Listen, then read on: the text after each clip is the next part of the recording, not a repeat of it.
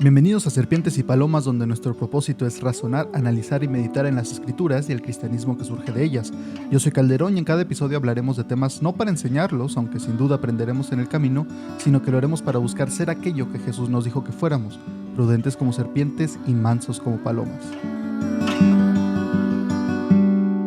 Hola, espero que estés bien, espero que estés teniendo un buen día. Bienvenido a este episodio que de alguna manera es una continuación del anterior, pero porque están ligados los pasajes, no tanto porque sea una segunda parte. Puedes ir a escuchar el episodio anterior y seguramente te va a ayudar a ligar los mensajes, a ligar el mensaje que se encuentra en este pasaje de Éxodo 6, el día de hoy vamos a ver, pero también por sí solo, aquel mensaje se puede entender sin necesidad de escuchar este, pero se apoyan uno en el otro. Entonces hoy quería continuar después de haber leído en el episodio pasado Éxodo 5 y que vimos la reacción de Moisés, lo que derramó su corazón. Hablamos de que nosotros no controlamos lo que nos pasa en la vida, las situaciones difíciles o malas, cuando alguien nos tira nuestro vaso, nuestra copa, como lo quieres ver, pero sí somos responsables de lo que se derrama, de qué estaba dentro del vaso, de la copa, ya sea enojo, ya sea reclamos, ya sea incredulidad. Creo que para cada quien va a ser diferente porque puede ser una mezcla de estas cosas. Rara vez va a ser una sola cosa porque muchas veces hay enojo, pero es enojo derivado de tristeza, de frustración. O quizá haya tristeza, pero hay un poco de enojo por debajo y hay que ser muy sinceros con uno mismo. Con Dios, pues también hay que ser muy sinceros, pero Dios ya lo sabe. Aquí la barrera más grande es entender que Dios ya conoce nuestro corazón, nuestros sentimientos, ya sabe cómo nos sentimos. Entonces es solo cuestión de comunicárselo, porque Él ya lo sabe, pero como un buen padre y un padre amoroso, quiere que hablemos con Él, quiere tener una relación con nosotros. Dios no solamente nos salva y ya nos deja en el mundo, sino quiere tener una relación activa que crece, que va conociendo uno del otro, aunque como digo, Dios ya nos conoce, sabe todo de nosotros, hasta el día en que vamos a morir, cuando nos vamos a casar, cuando van a pasar estas tragedias, Dios ya lo conoce. Es cuestión de estar en una relación con Él, porque dado que Dios ya conoce esto, podemos apoyarnos en Él, Él nos puede ayudar, Él sabe y tiene control de todo, en el sentido de que no lo sorprende nada. No lo sorprende si un día eres muy honesto con Dios y le dices, ¿sabes qué? Estoy empezando a dudar de ti, ya ni sé si me quieres, ya no sé si me amarás, ya no sé si me respondes o no. Yo creo que a los demás sí, o alguien puede decir, ¿no?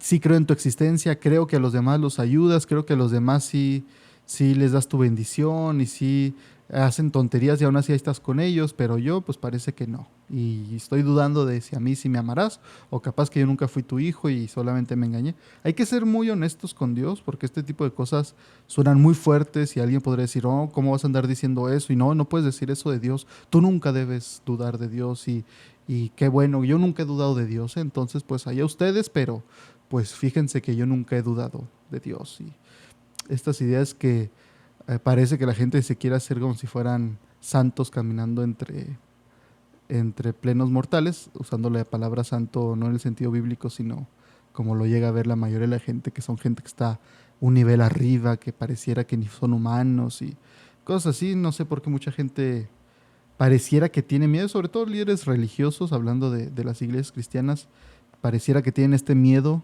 de dejarse ver humanos que dudan, que batallan, que quizá mi generación ya no tanto, pero sí me ha tocado líderes más grandes, y no necesariamente pastores, líderes de que quizá tienen un estudio bíblico, o son líderes de varones, de mujeres, de jóvenes, no sé, gente un poco más grande simplemente que tiene un lugar en la iglesia donde tienen que organizar, donde tiene que liderar de cierta manera.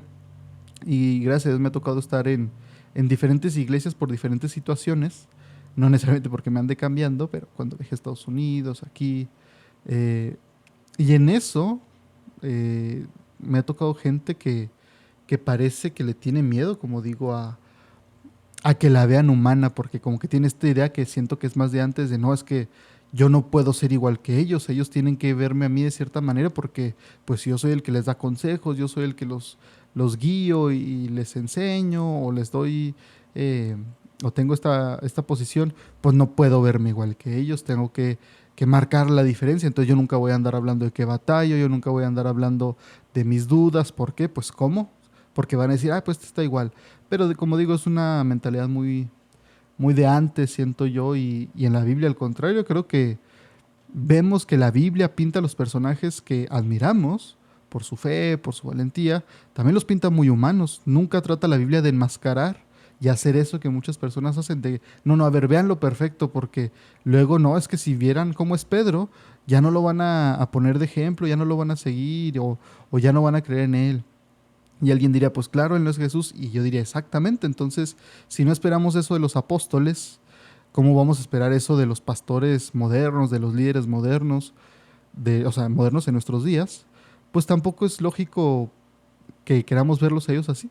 Entonces, pues un problema del tipo que hemos hablado con Dante en varios episodios ya. Y después de este paréntesis muy largo, vamos a ver entonces pues Éxodo capítulo 6. Aquí continúa después de lo que dice Moisés, que es en lo que nos enfocamos en el episodio pasado.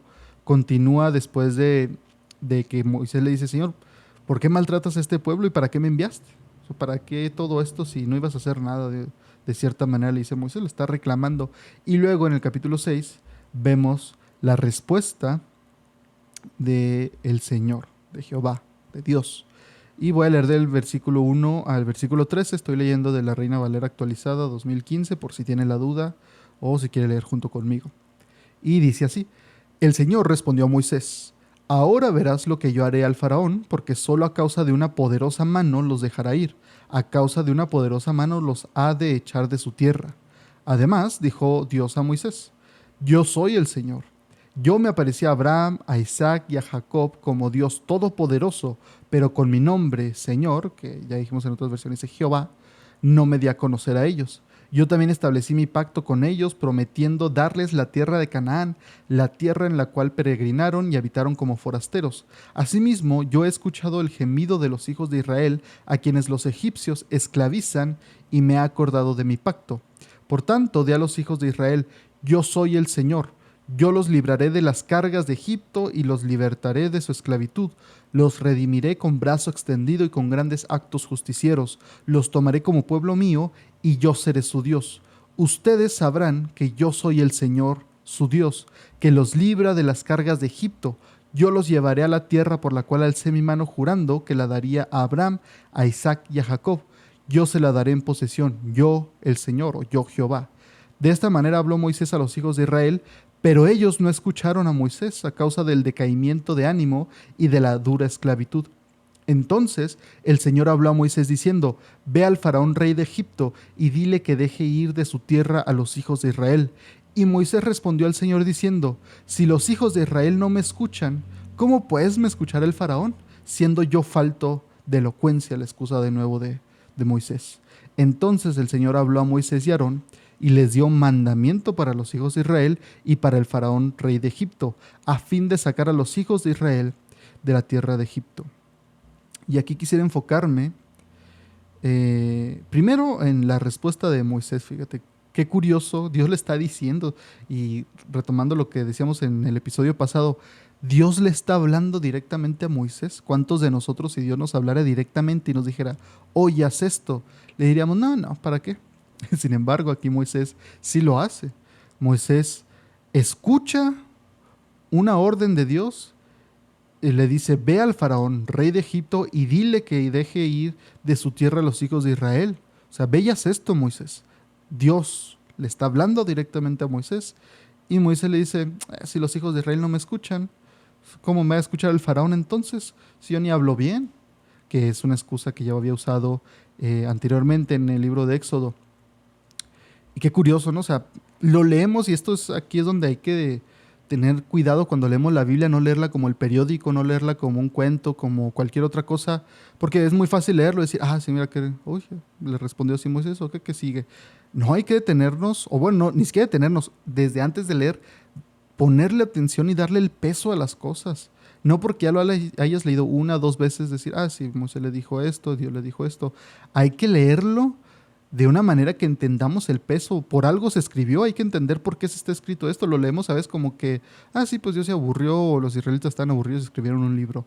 No, esto está escrito por algo. Y imagínate los israelitas, los hebreos en su tiempo leyendo esto quizá por primera vez, quizá por segunda vez en su vida, pero después de años porque no podían leerlo cuando quisieran. Y, y escuchar esto ya años y años, generaciones después, la sorpresa que debe haber causado también al escuchar la respuesta de Moisés. Hay que tener en cuenta y darle el peso a las palabras que estamos leyendo. Pero esa es la respuesta de Moisés. ¿Cómo responderías tú si Dios te dijera, Eric, veías esto, Juan, veías esto? ¿A poco tú le dirías, no, ¿para qué? Pues, ya me dijiste, ya fui, lo hice una vez, ya por qué lo voy a volver a hacer? Si no ves, si estos que no son nada, no me hacen caso y no tienen ánimos, no me creen, pues cuanto menos aquel que es rey, que lo tiene todo, que ya fui, le dije y se burló.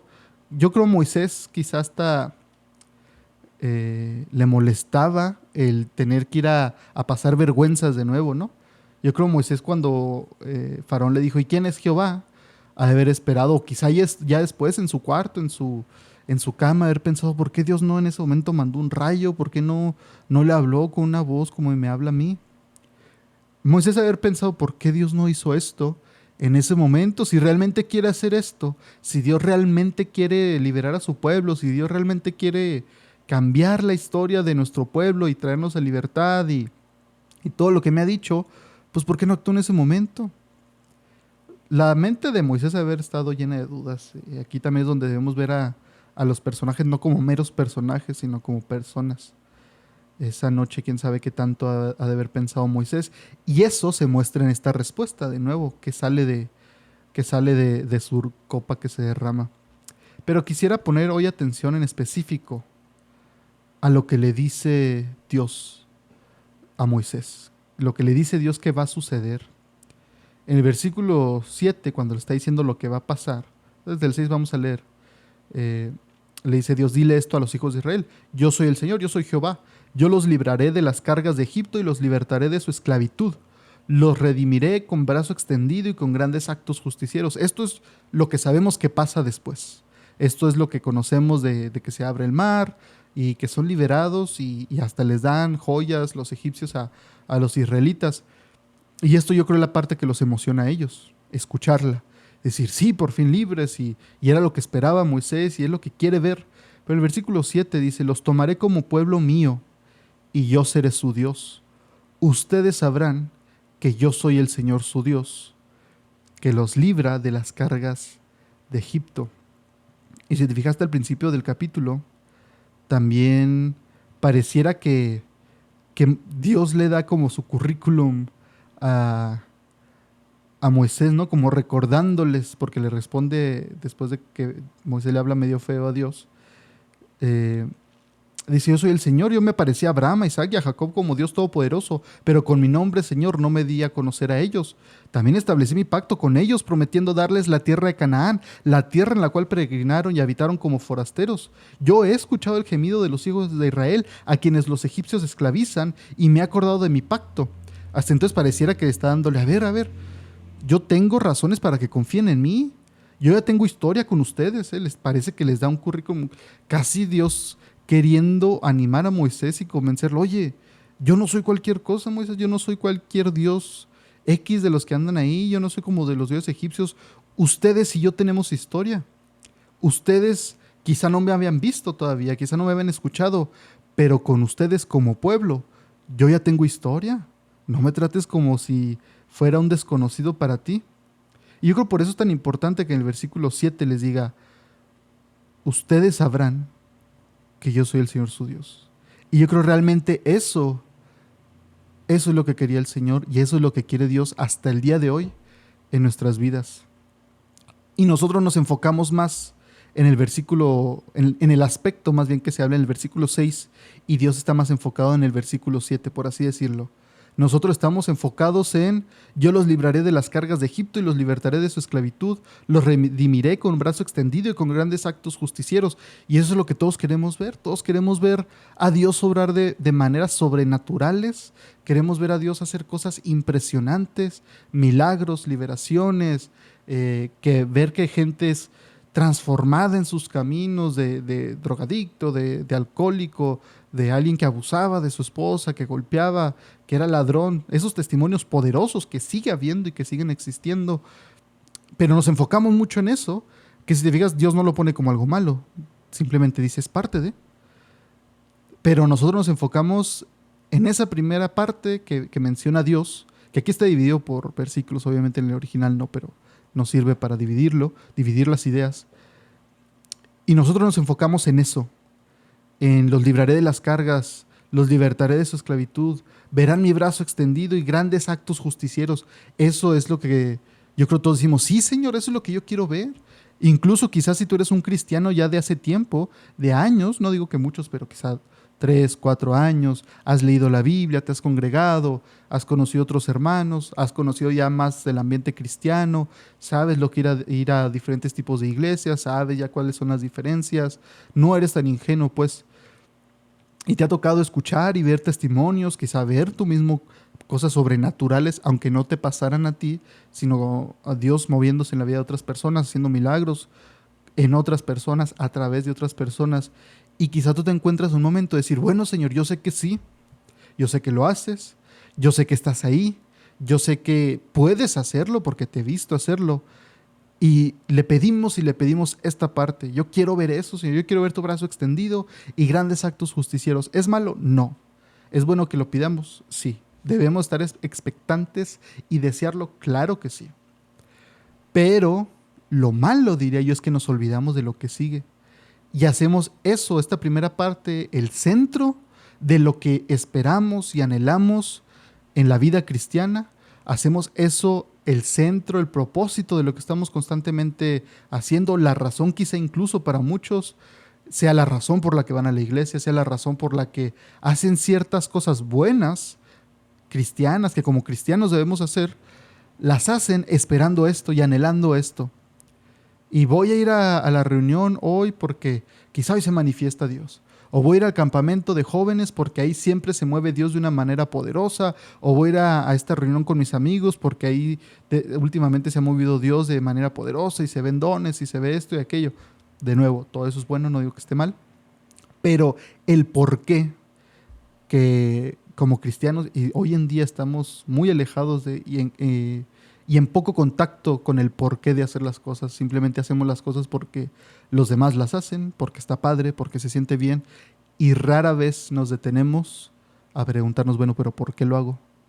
¿Por qué estoy haciendo esto realmente? O sea, ¿cuál es el propósito? ¿Qué espero sacar de esto? ¿Qué espero ver?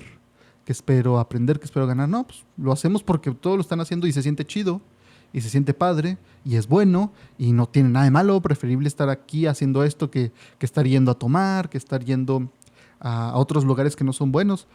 Y no estoy en contra de eso y estaría yo de acuerdo. Si no fuera porque muchas veces se deja de lado el porqué. Y hay que entender primero el porqué.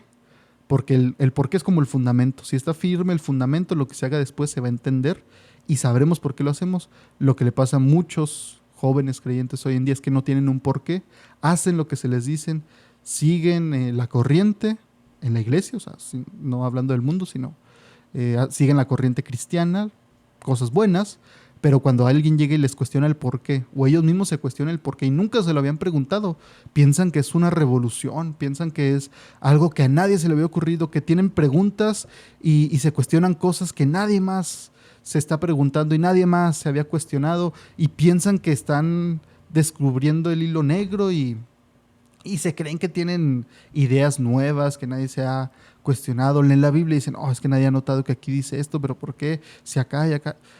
Y realmente es solamente porque nunca se lo habían cuestionado. No es nada nuevo, no son preguntas sin respuestas, no son cosas que nadie haya notado, no son la primera persona en preguntárselo y sin duda ya hay respuesta para eso. Pero ellos piensan que es muy nuevo porque dicen, pues que nadie se lo pregunta. ¿Por qué no veo a ninguno de mis compañeros de mi edad hacer estas preguntas? O que les molesta por qué hacemos esto de cierta manera. Y se creen que ya entendieron las cosas mejor y se alejan muchos del cristianismo porque dicen, no, es que yo ya entendí cosas que ustedes todavía no entienden porque yo ya leí mucho, porque yo ya escuché a otros, porque cualquier cosa y piensan que son superiores intelectualmente y cosas así. Pero en serio, nada más es preguntarse por qué. ¿Por qué estamos haciendo esto? En el versículo 7 Dios les dice realmente lo que Dios quiere. Y yo creo que es más importante, y sí creo que es más importante que lo otro. Ahorita te explico por qué. Dice Dios, ustedes van a conocer que yo soy el Señor su Dios. Van a conocer que yo soy su Dios. Que yo los libro. No solamente que los libro, sino yo soy el que los libro de las cargas de Egipto. Van a saber que Jehová es el Dios que los libra. Librarlos está padre y es bueno. Y seguro Dios se los prometió porque los escuchó. Pero yo creo que Dios está haciendo énfasis. Los puedo liberar, pero quiero que sepan quién los está liberando. Y de nuevo nos enfocamos en lo primero y no en lo segundo. ¿Por qué digo que lo segundo para mí es más importante que lo primero? Porque los israelitas podrían estar fuera de Egipto, podrían estar en el desierto o en la tierra prometida y aún así seguir esclavizados. ¿Qué es lo que les termina pasando? Salen de Egipto, cruzan el Mar Rojo, cruzan al otro lado, se van, ven a aquellos que los torturaron, que lo hicieron pasar malos ratos, los ven derrotados por Dios. Pasan unos días y dicen, no, allá estábamos mejor. No, allá sí comíamos padre, allá nos sobraba la carne, teníamos ollas llenas. Nos trajiste el desierto para matarnos, Moisés, no es cierto.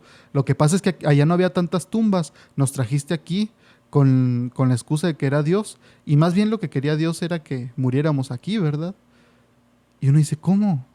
¿Qué no viste los milagros? ¿Qué no has visto cómo Dios ha provisto? No, es que aquí no hay que comer. Y, y podrían estar fuera de Egipto, pero siguen esclavizados por el pecado. Siguen esclavizados por su vana manera de pensar, por cómo ven a Dios, porque para ellos Dios seguía siendo el mismo. Cruzaron, fueron liberados de la esclavitud y seguían sin conocer a Dios. Esa era la frustración de Moisés, que ¿cómo puede ser, Señor? Me fui unos días y regreso, ya están idolatrando con un becerro de oro. ¿Cómo? Los liberaste, los trajiste hasta aquí, hiciste lo que parecía imposible, lo que sin duda era imposible para ellos, lo hiciste. ¿Y cuál es su reacción? Quejarse y hacerse un ídolo. Los israelitas estaban fuera de Egipto, pero no habían dejado de ser esclavos al pecado.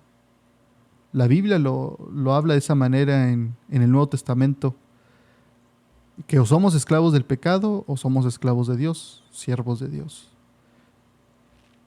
Por eso yo creo que es más importante el que conozcamos a nuestro Señor, el que sepamos que Él es nuestro Dios.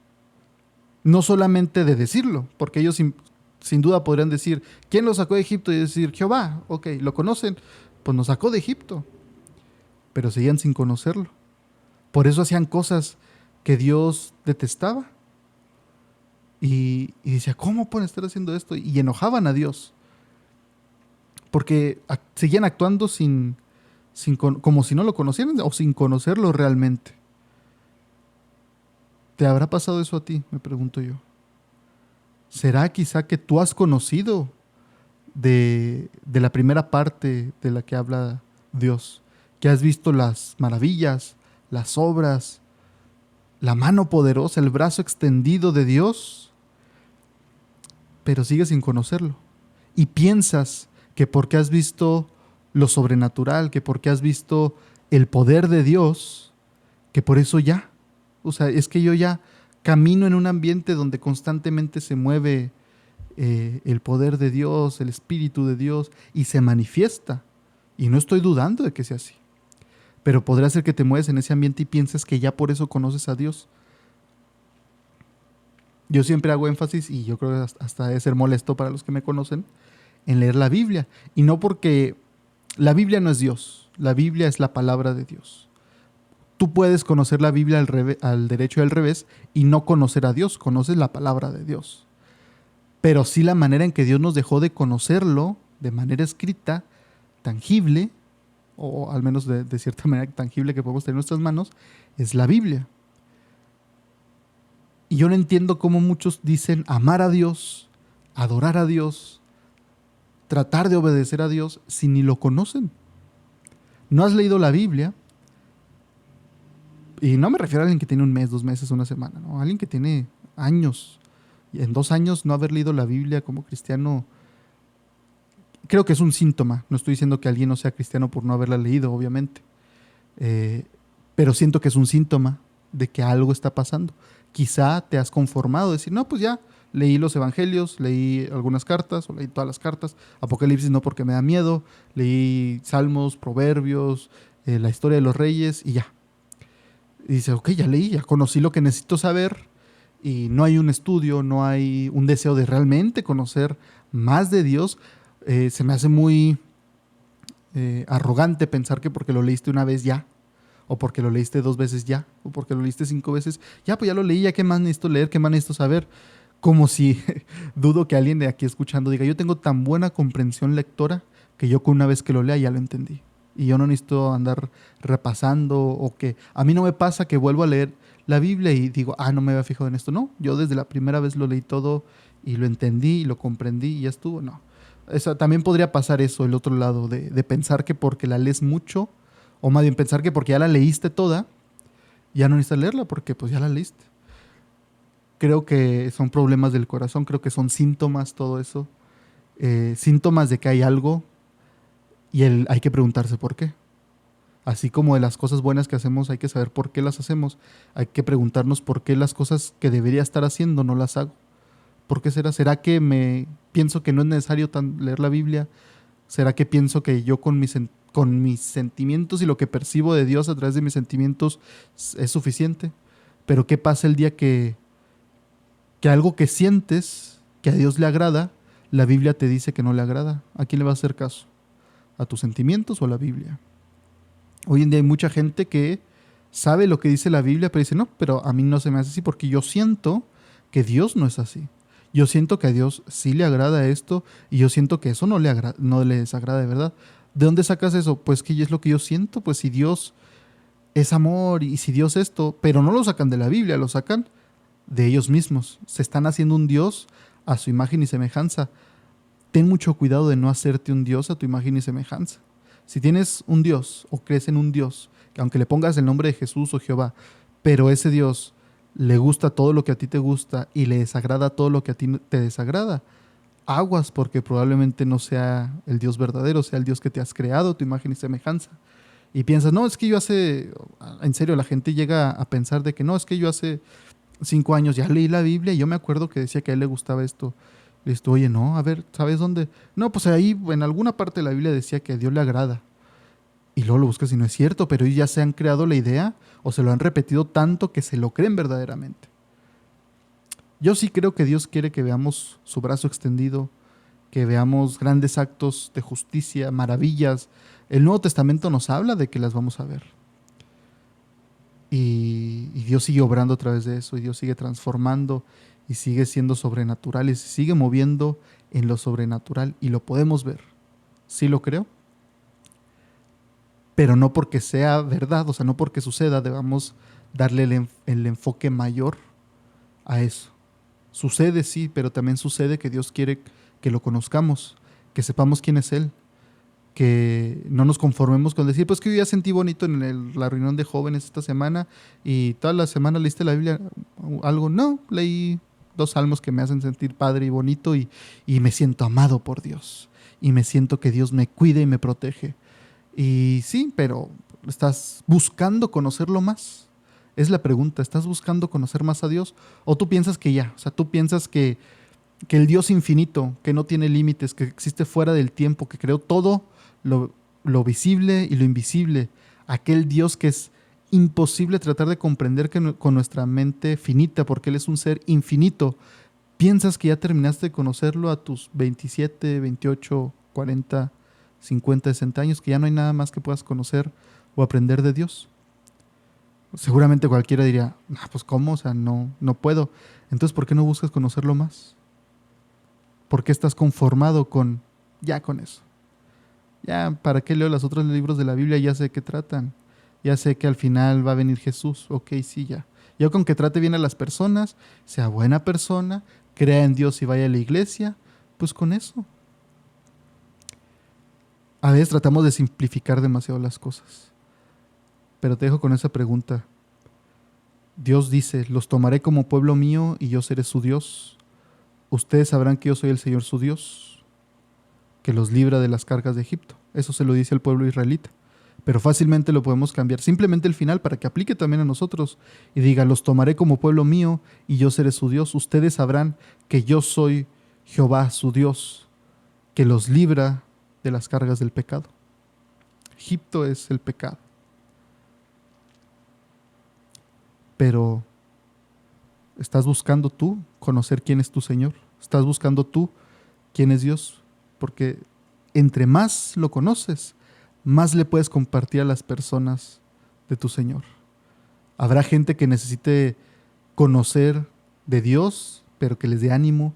Habrá personas que necesiten conocer de Dios de una manera que los centre.